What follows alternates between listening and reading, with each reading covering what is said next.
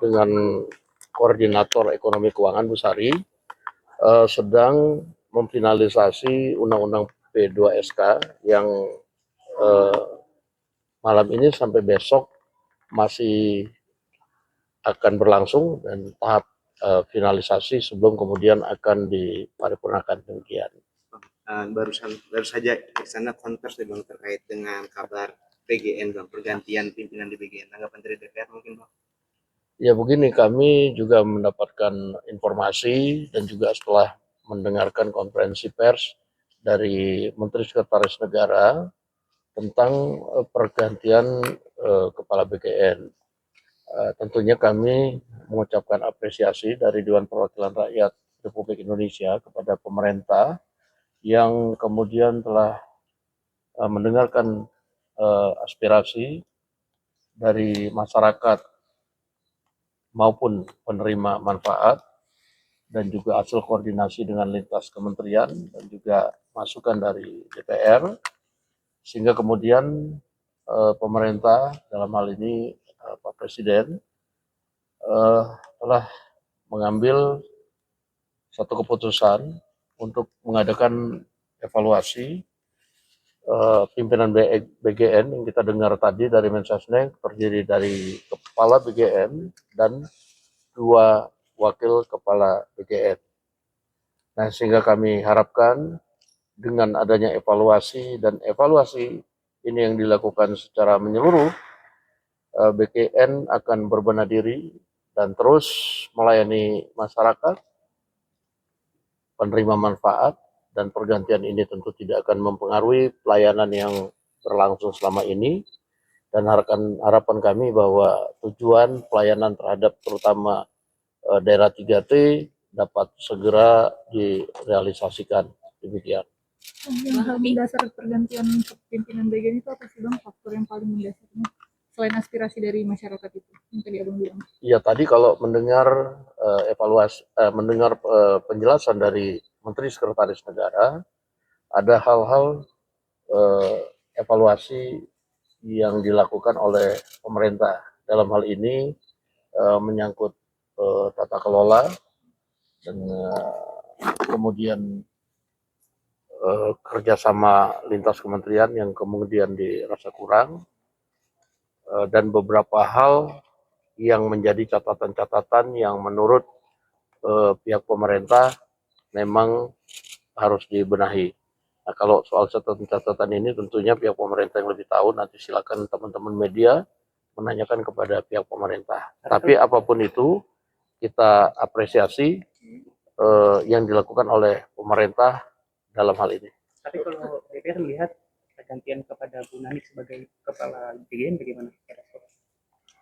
Ya, kalau kemudian kita lihat selama ini Bu Nani adalah wakil kepala BGN yang belum lama di situ, tetapi kemudian Bu Nani ini banyak melakukan kerja-kerja lapangan, melakukan monitoring lapangan, dan juga banyak sudah menutup dapur-dapur yang tidak memenuhi syarat di lapangan. Demikian dari hasil pemantauan teman-teman di komisi teknis terkait yang kemudian dibicarakan dalam rapat pembahasan tentang MBG, sehingga menurut kami, pada hemat kami, keputusan Presiden untuk mengangkat, walaupun itu adalah hak prerogatif dari pihak pemerintah, dalam hal ini Presiden,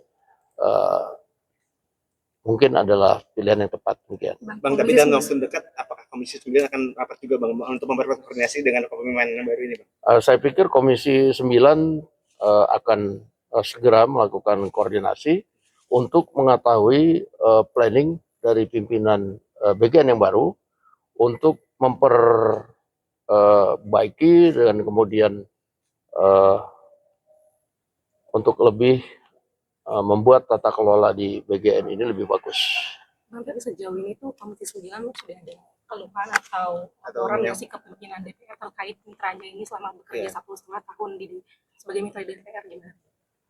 Ya, kalau kita lihat sebenarnya banyak evaluasi, tetapi memang ini masukan-masukan dilakukan langsung kepada pemerintah melalui Menteri Sekretaris Negara, masukan-masukan dari Komisi 9 itu dibikin secara tertulis mengenai apa-apa yang kemudian dirasakan perlu kemudian diperbaiki dan ditingkatkan di BGN demikian.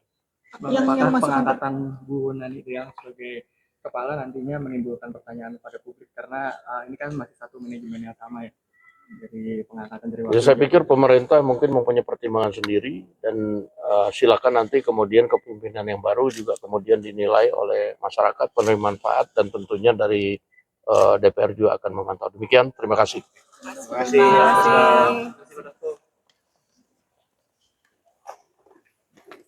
Pemirsa, sebuah video menampilkan fasilitas militer bawah tanah Iran dengan ribuan drone di dalamnya. Menurut laporan, video tersebut adalah gudang senjata milik Iran yang kembali beroperasi setelah sebelumnya diserang oleh Amerika Serikat dan Israel.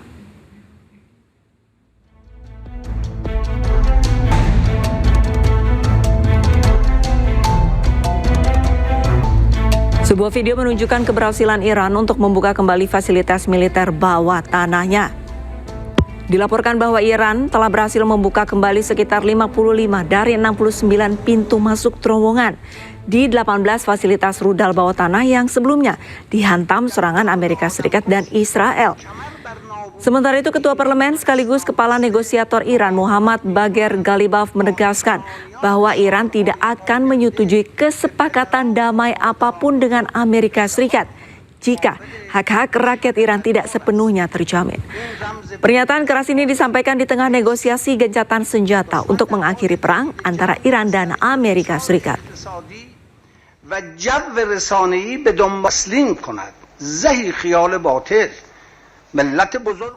Iran kembali menyerang pangkalan militer Amerika Serikat di Kuwait.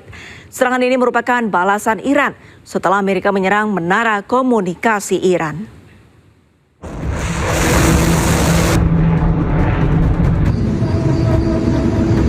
Iran lagi-lagi melepaskan serangan rudal ke pangkalan militer Amerika Serikat di Ali Al-Salam, Kuwait, Senin pagi. Namun serangan berhasil dicegah oleh sistem pertahanan udara Kuwait.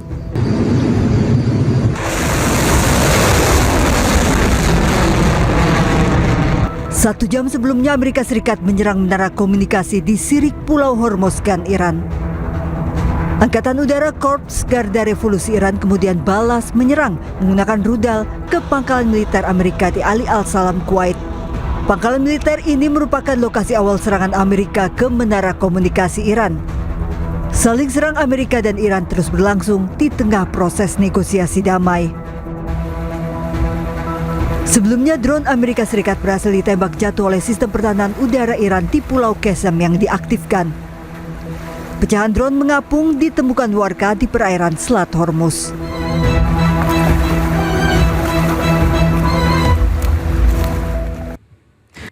Ribuan warga Iran berkumpul memperingati 90 hari perang dengan Amerika Israel. Di momen tersebut, militer Iran juga pamerkan kapal perang barunya yang bisa membawa 2 rudal jelajah jarak jauh.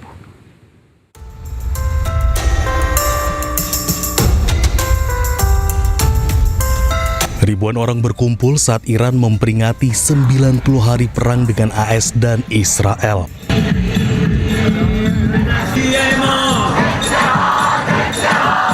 Para demonstran berkumpul di lapangan Revolusi meneriakkan slogan sambil mengibarkan bendera Iran dan Hizbullah.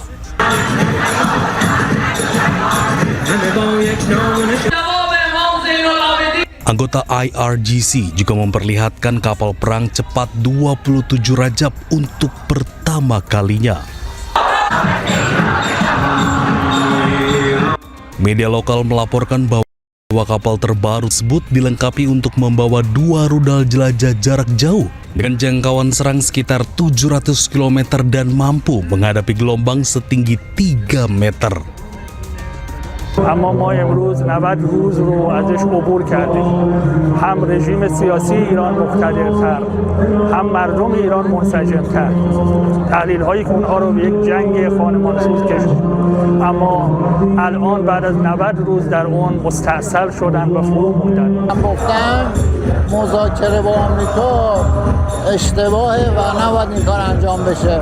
ما باید انتقام خون رهبر شهیدمون رو از آمریکا بگیریم با بستن تنگه هرمز با اخراجشون از منطقه. Amerika Serikat dan Israel melancarkan operasi militer gabungan terhadap Iran pada 28 Februari. Pemimpin tertinggi Ali Khamenei tewas dan sejak saat itu Iran menanggapi dengan serangan balasan terhadap Israel dan beberapa negara yang mendukung Amerika Serikat.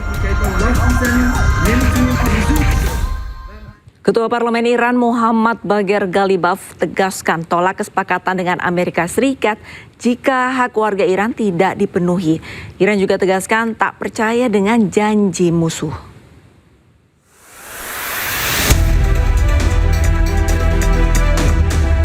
Perdamaian antara Iran dan Amerika Serikat belum juga menemui kesepakatan. Ketua Parlemen dan negosiator utama Iran, Muhammad Bagher Ghalibaf, menegaskan Teheran tidak akan menyetujui kesepakatan apapun dengan Amerika Serikat kecuali jika hak-hak rakyat Iran sepenuhnya dijamin. Dalam sesi parlemen virtual pada Minggu, Ghalibaf tegaskan tidak percaya dengan janji musuh. با پشتیبانی و حمایت مردم بوده است و کار دیپلماسی این است که این پیروزی ها را به دستاوردهای سیاسی و حقوقی تبدیل کند و وظیفه میدان خدمت این است که با پشتیبانی این پیروزی ها مسائل مردم را حل نماید. در این مسیر همانطور که بارها عرض کردم سربازان میدان مبارزه دیپلماسی هیچ اعتمادی به حرفها و وعده‌های دشمن ندارند. Sebelumnya Washington telah mengirimkan proposal perdamaian yang lebih keras kepada Iran. Presiden Amerika Serikat Donald Trump mengatakan prioritasnya dalam setiap kesepakatan meliputi upaya mencegah Iran mengembangkan senjata nuklir serta membuka kembali Selat Hormuz. Amerika Serikat ingin memperkuat beberapa poin dalam kesepakatan yang menurutnya penting secara pribadi, seperti apa yang dilakukan terhadap material nuklir Iran.